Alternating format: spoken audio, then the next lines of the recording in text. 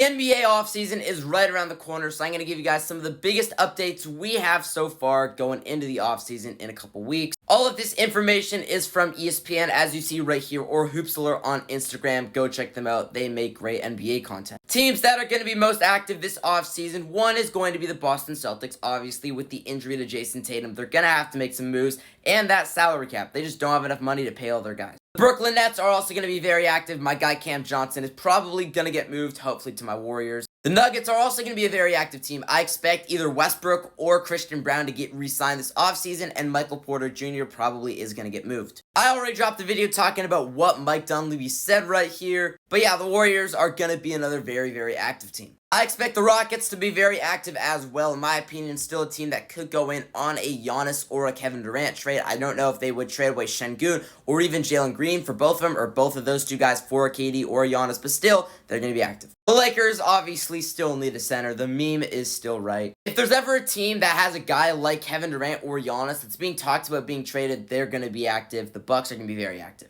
I don't know why the Magic, compared to these other teams, are going to be that active, but they're on here. The Phoenix Suns, obviously trying to re-sign Devin Booker, probably getting rid of Bradley Beal and KD. The San Antonio Spurs, very, very likely, according to Bill Simmons, to pursue Kevin Durant. Anyways, though, in news, it's looking like Devin Booker is going to get a 2-year, $150 million contract. He'd be the highest paid player in the NBA, getting $75 a year. The Celtics are reportedly seeking a first-round pick for Jrue Holiday. Brook Lopez is very likely to leave the Milwaukee Bucks this offseason, along with guys like Kevin Porter Jr. as well, and maybe even Kyle Kuzma. Yesterday, I dropped a video on Darius Garland. Go check that video out, but he did get a surgery and is likely going to be out for 4 to 5 months. He could be a traded guy. The Utah Jazz are listening to offers regarding Larry Markkinen, even though he did sign a big deal last offseason, or maybe 2 offseasons ago. Clippers are looking to add a bigger name, more of a scorer, not a guy like Jrue Holiday, and maybe a guy like Kevin Durant. They've already reached out to Phoenix. Mavericks head coach Jason Kidd is likely going to get an interview done with the New York Knicks to see if he will become the new Knicks head coach after they did fire Tom Thibodeau. The Knicks were prepared to offer a tsunami-type offer to the Bucks for Giannis, but all those rumors are being shut down as it does not sound like Giannis wants to leave Milwaukee. Obviously, that does not rule out a potential trade. The Suns have zero interest in trading for Karl Anthony Towns in a potential Kevin Durant trade. The Phoenix Suns have pretty much at this point said it publicly. They are done with Bradley Beal. He is guaranteed going to get traded this offseason. The San Antonio Spurs are expected to show interest and send a trade proposal down to Boston for Jaylen Brown. Imagine how crazy the Celtics team would be when Jason Tatum's healthy. Jason Tatum and Kevin Durant. It's not going to happen,